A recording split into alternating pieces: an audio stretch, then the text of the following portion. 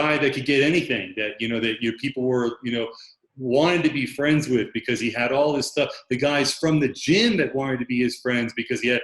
So it definitely changed me a lot. And it wasn't, I would say, it probably wasn't until I began that I started to go back and realize, because this happened to me, because this actually happened to me while on it, is I was able to go back and see at what point in my life my mentality changed and for what reason. So I saw that my mentality changed, you know, when I saw my parents fight, and then when my father wasn't around, and then when he was around again. It's like all these different moments that happened. But prior to that, it was just my life was a blur. But during the time when I was doing this, I revisited each moment and realized that was a tick in my life. That was a tick in my life. That changed my life. That changed my life. And then, of course, being on steroids changed my life, changed my mentality. It had me getting into all the nightclubs at underage. Forget about getting in free. I could go in gym clothes to clubs that you had to wear. You had a dress code to. I would just pull up to the bouncer, and they would know me because I was giving them gear. And I wouldn't even wait in line. I would just walk right in like I owned the place. So, you know, that can make you think differently about things. And then I think it's such an interesting story, but you're talking about two things then, right? The anabolics affecting the brain, and then the benefits of being involved in that lifestyle changing, you know, which is very interesting. So ibogaine, you know, it's like a teacher. You take ibogaine and it teaches you some things about yourself. You know, and you see yourself for what you are and the world for what it is. Very interesting. But can you take lower or recommended dosages of PEDs for a long time, say 20 years max? Is it possible to evade the damage it could do to you? From my experience, being on the, you know, following the cutting edge of longevity research, publications, the studies about reversing aging, the Horvath clock, the different pathways, cellular damage, inflammation, looking at biomarkers of inflammation in the body and people over time after they've done damage to their body. I don't think it's possible to reverse damage. Okay, it's not, I mean, like I said earlier, they're working on reversing aging, but you can avoid the pitfalls. So maybe you take growth hormone for 20 years, you don't get cancer, and you stop and you never get cancer. Maybe that'll work.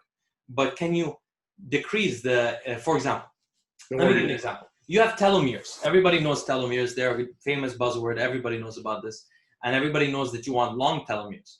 Now, telomeres, they're basically what like imagine your shoelace. At the end of your shoelace, there's a little piece of plastic that keeps, or rubber or whatever it is. It's not rubber, it's plastic. That thing at the end of your shoelace, imagine that's a telomere. Your DNA is a strand. The telomere keeps it intact at the end.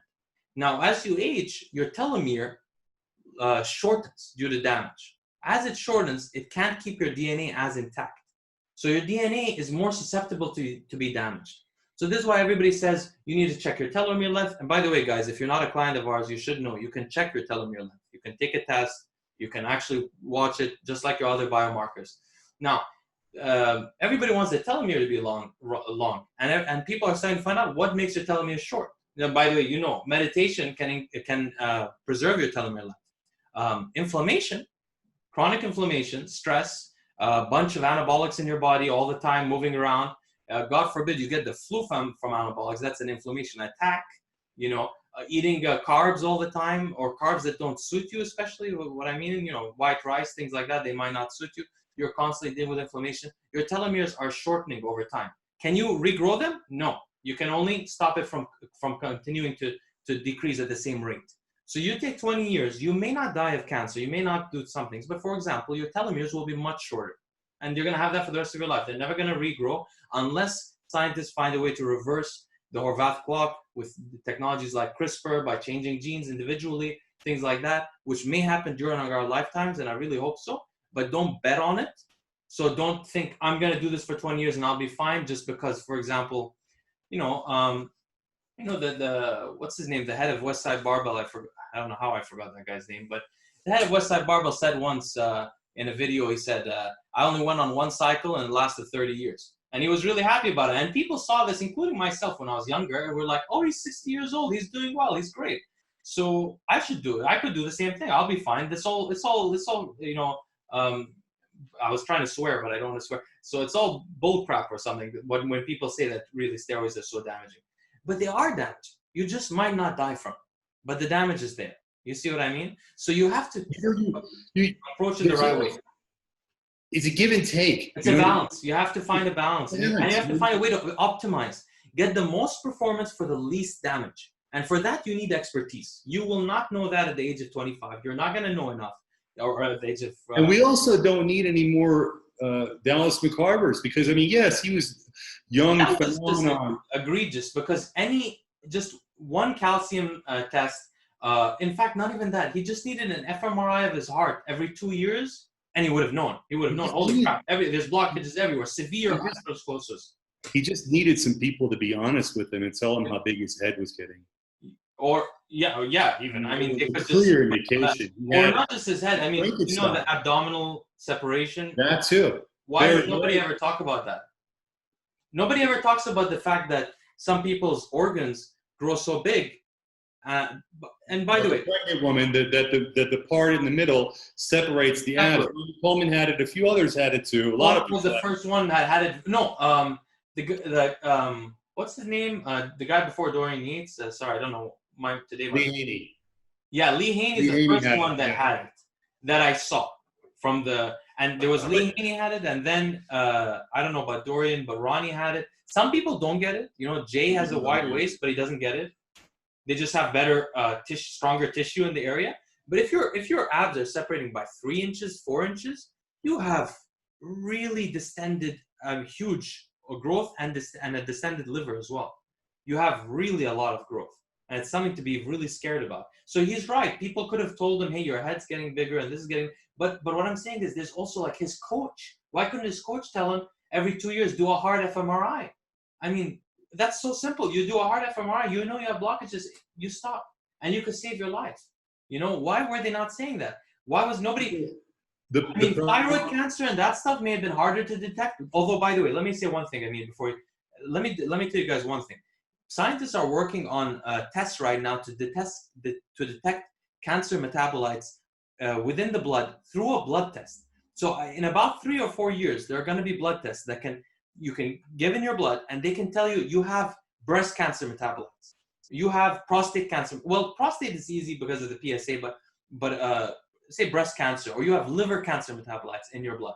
So that will be there. But in Dallas's time, that wasn't. So the thyroid cancer, maybe that they could have not known about. But every bodybuilder should get a hard fMRI at least every 2 years or 3 years. The atherosclerosis cannot build up that fast. It's not like your kidneys. Your kidneys can go in 2 years.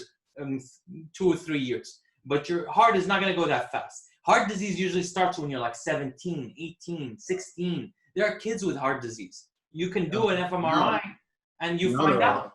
Yeah, it's very common. Well, you have to understand though, now is a different generation for kids than any other time, where Pizza Hut and McDonald's and KFC and Taco Bell are the food that they feed kids in the cafeterias in school.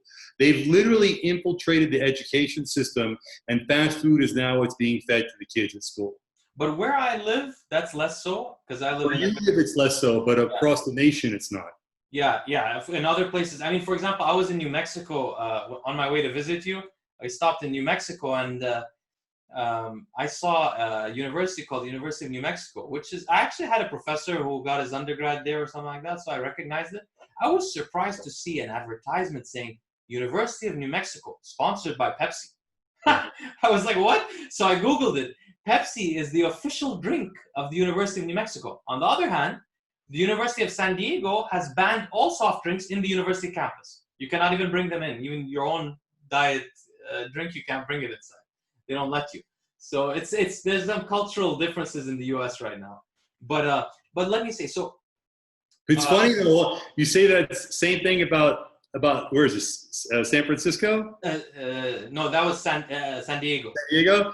But at the same time, they're banning that. But you can go not far from there, and there's public defecation. So yeah. Well, San Diego does have that too. San Diego does have that. It's getting there. There's public defecation everywhere.